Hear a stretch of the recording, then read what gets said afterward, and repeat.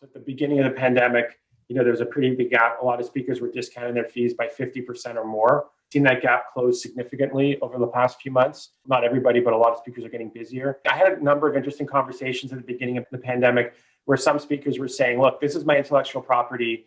Whether on a stage or I'm living from home, it's the same presentation. I'm charging the same. And I thought that was a mistake. Speakers who stuck to their regular fees, for the most part, are probably struggling a little bit more. I think, we all need to be a little bit flexible these days. It's a tough time for everyone.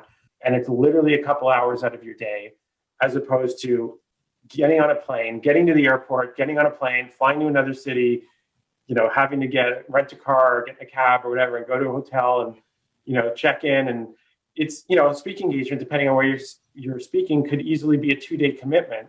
Whereas if you're just doing it from home, it could be 2 hours.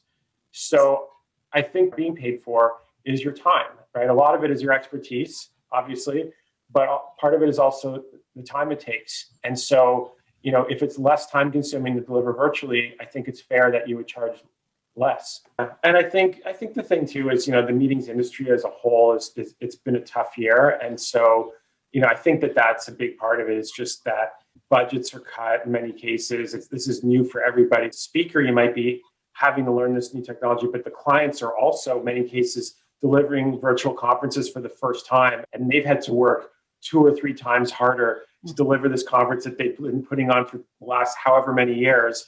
And they're not getting paid more, that's for sure. In many cases, they're getting paid less as well. So I think, we're kind of all in this together.